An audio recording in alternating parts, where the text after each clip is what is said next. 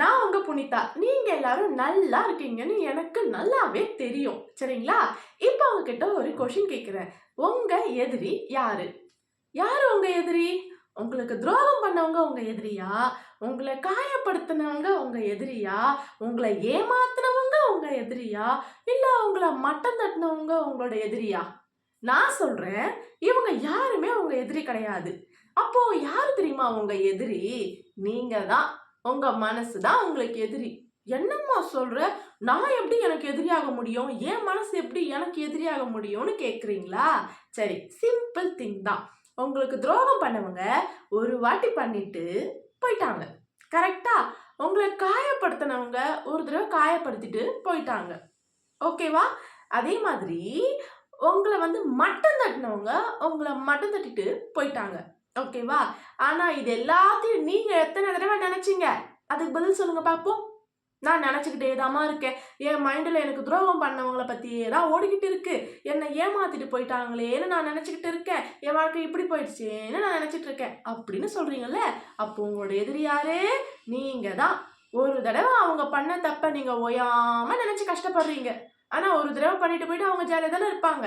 அத நீங்க நெனச்சு பாத்தீங்களா? அவங்க பண்ணது தான். முடிஞ்சு போச்சுல்ல. அதுக்கு அடுத்து அவங்க முன்னாடி நம்ம எப்படி நிக்கணும்? அத பத்தி தானே நம்ம யோசிக்கணும். கடந்து போயிடுச்சு. கடந்து போனத எதுக்கு நம்ம நெனச்சுக்கிட்டே இருக்கணும்? அப்ப என்ன தெரியுமா அர்த்தம்?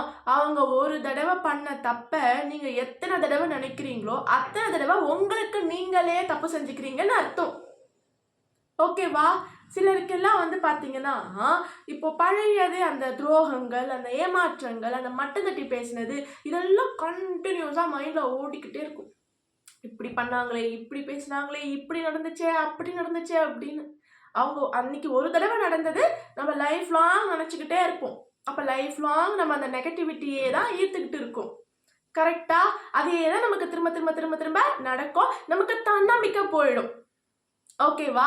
அதையே நெனச்சுக்கிட்டு இருந்தா, நீங்களே என்ன தெரியுமா நெனைப்பீங்க? இப்போ உங்கள ஒருத்தர் மட்டம் தட்டிட்டாங்க. நீங்க அதையே நெனச்சுக்கிட்டு இருந்தா, ஆமால்ல, நம்மளால இது முடியாது போலல்ல, நமக்கு அதுக்கெல்லாம் திறமை இல்ல அப்படின்னு நீங்களே உங்கள நெனச்சுப்பீங்க. உங்க மைண்ட் அப்படி மாத்திடும். நீங்க தானே சொல்றீங்க அப்படி.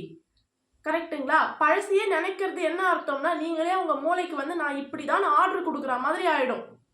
நீங்க அப்ப என்ன நினைக்கணும்னா, அவங்க இப்போ உங்களுக்கு நடந்த கஷ்டத்த உங்கள காயப்படுத்துனாங்க இல்லையா? அது எல்லாத்தையும் நீங்க பாசிட்டிவா மாத்துங்க. பாசிட்டிவா மாத்தி உங்க மைண்ட்ல இருக்க ரெக்கார்ட மாத்துங்க. அந்த ரெக்கார்ட் மாறிடுச்சுன்னு வச்சுக்கோங்களேன், நீங்க பாசிட்டிவா திங்க் பண்ணுவீங்க. உங்கள காயப்படுத்துனது உங்களுக்கு ஞாபகம் இருக்கும். ஆனா நீங்க அதையே நெனச்சுக்கிட்டு இருக்க மாட்டீங்க. எங்க ஞாபகம் வருமோ அங்க வரும். அந்த இடத்துல நீங்க ஸ்ட்ராங்கா எழுந்து நிப்பீங்க. புரியுதா உங்களுக்கு? அப்ப நீங்க என்ன பண்ணணும்னா, ரிப்பீட் மோட்ல நெனைக்கிறத நிறுத்துங்க.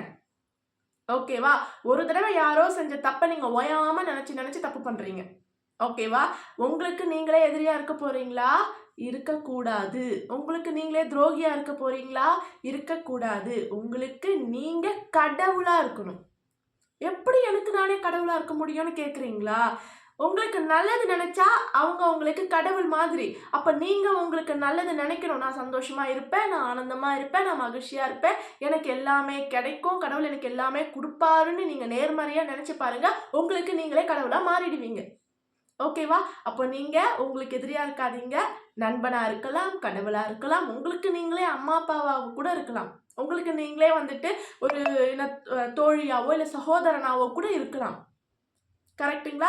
அப்போ நீங்க உங்களுக்கு எதிரியா மட்டும் இருக்காதீங்க. அவ்வளோதான் இந்த வீடியோவோட கான்செப்ட். புரிஞ்சிருக்கும்னு நெனைக்கிறேன். கண்டிப்பா உங்களோட கருத்துக்கள கமெண்ட் பண்ணுங்க. அண்ட் நம்ம வீடியோஸ் எப்படி இருக்கு?